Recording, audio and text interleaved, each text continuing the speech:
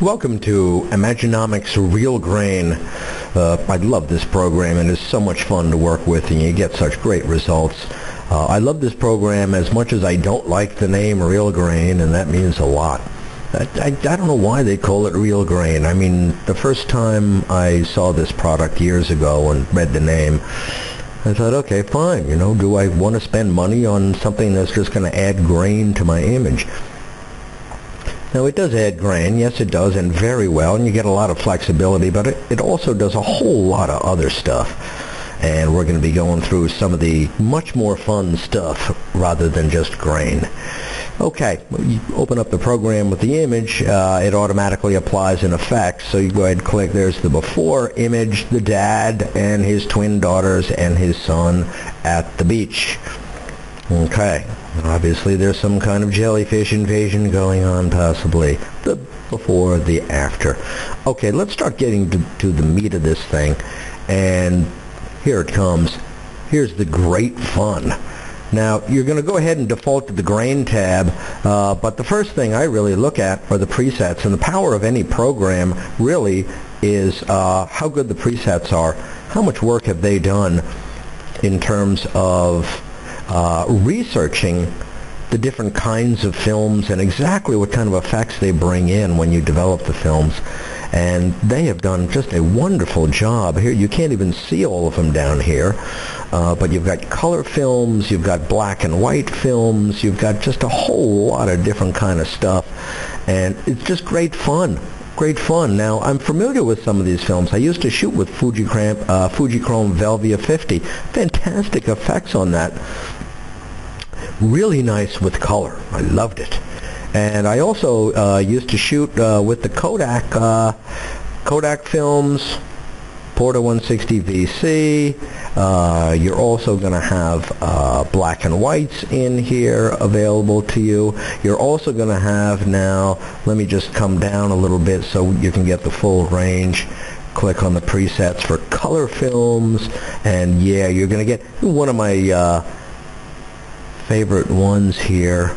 And that be Kodak Fujicolor Pro 1600. Wild colors you get with this. I'm at a 200% enlargement, bear in mind. Let me bring that down to 100%. But at 100%, it's tough. Let me slide this over here. The interface is full frame, of course, on your screen. And I'm only shooting at 640 by 480. So we're going to miss a bit of it. Yeah, that's not too bad. Okay.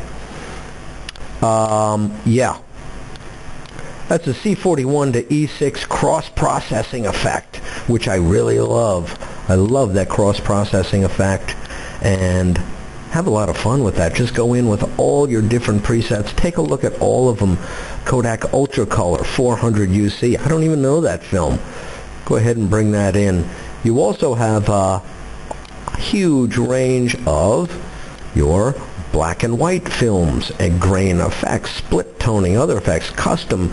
Let's see what we've got under black and white here. Yeah, what was the one? Kodak T-Max 100. Yeah, I used to shoot that a lot actually, and then have the images digitized. Really cool. Have great fun with that. Pushed one stop even. Okay, make it a little bit brighter. Do they have a... Yeah, okay. Real good. Ilford films, Kodak films, and Fuji films for your black and white. And what else? Other effects. Now check this out. You get infrared effects you can also get. Now there's a whole long tutorial that you'll see out there for how to create infrared effects in Photoshop. Great tutorials, great effects, but man, I mean, you can just sort of, in this program, you can just get your infrared color effects with a button push, and then you've got sliders for tweaking. Infrared black and white, and then a whole bunch of sliders for tweaking. So let's go ahead and start with something here. What do we want to do? Let's do color films, and let's see, what do we want to choose there? Let me choose one of my old faves, Fujichrome Velvia 50. I always liked that one. Okay, now Grain, actually, again, although it's called RealGrain, Grain is like the last place I start with anything. Let's take a look at what we have down here and pull her down a little bit. Okay, good. Take a look at our tabs is what we're going to do here. We're on tone. Yeah. Curve type. You see a curve that works just like the curves in Photoshop.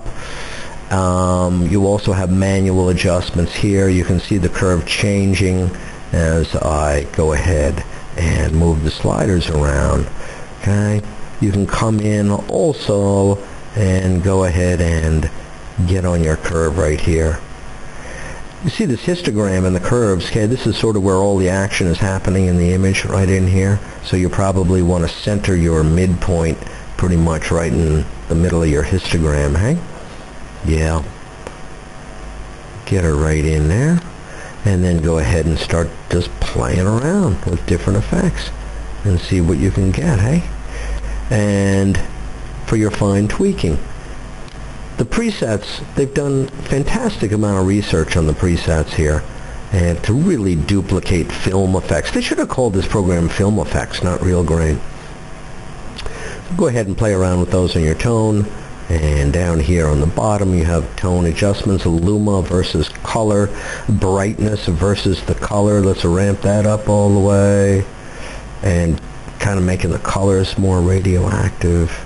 And there we go, bringing the color radioactivity level down a little bit. Double click on the name to bring it back to 0. Okay, what else have we got here? Color. Obviously, if you've selected a black and white film, you're going to have nothing available here. But in the color, you've got all these selections. You have enough just to keep you busy for so long. Your master for saturation and hue. This is sort of like a hue saturation dialog box in Photoshop, only on steroids. Okay, so let's see what happens to this little cap over here if I bring my reds up. And wow, oh my God, I'm changing the hue of the reds, aren't I? Okay, and there are a lot of reds in this image, a lot of reds and skin tones. If I bring it all the way down, change the hue of that over to the blues, double click on reds to bring it back to 0. So the reds and the yellows, you can play with skin tones, hey? And you've got all the others, the blues and the magentas for, in this case, changing the color of the sea and the sky. Now you see all this stuff up here. This image was actually shot on film. It's that old. And then I did have this scanned in, and clearly they didn't do a great job in the scanning. But this is a film image, and it may very well have been Fujichrome Velvia 50, my favorite slide film. Okay, so again, the hue saturation box on steroids. Here's all your options on the hue and the saturation, as well as the brightness of all your different colors in your image. Black and white. Now, it's pretty clear that we don't have a black and white image selected, so we're not going to have anything on here. So let me go up and switch over to a black and white film. And now I have my options. Let's just go to Tri-X 400, pushed one stop. Wait a minute, let's try T-Max 100. That was one of the ones I used to use a lot. Yeah, okay. So now I've got my options in my black and white, which I didn't before. Okay, there we go. Add color lens filter. So you can go ahead and now bear in mind that this is not going to put a tint on the image. This is not going to put a color cast on the image. Excuse me. This is going to mimic the effect of actually putting a filter over the lens. And I used to do that when I shot in black and white. I had a whole range of different filters I could put over the lens, which is going to produce a different effect in the black and white. But again, it's not a tint. Okay. All right, and color balance. Here you go. You've got all different colors to work with, but again, this is simply going to change the effect of how the black and white comes in. You can see that. So you can use this actually to punch up contrast a lot and really improve your image. Like in all black and whites, The old Ansel Adams piece of advice still holds. You know, you want an image, that black and white image that goes from really dark to really bright, but where you still can see details in the darks and the lights. Okay, good one. And what other options do we have? Tint and toning. Now here is where you actually can start putting a tint. Yep, okay. So we're bringing in kind of this old-timey, antique-y kind of effect into the image with this one.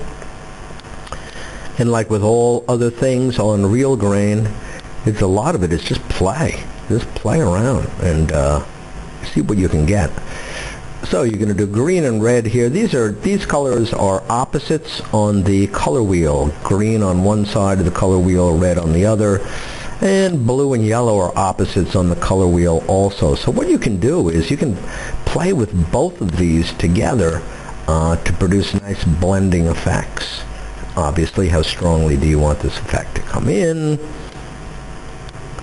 And let's go ahead and do that one a little bit. You can work on the shadows, work on the highlights, and work on the split toning balance. Yeah. Pull that all the way down. Okay. Now, let's go back to the grain.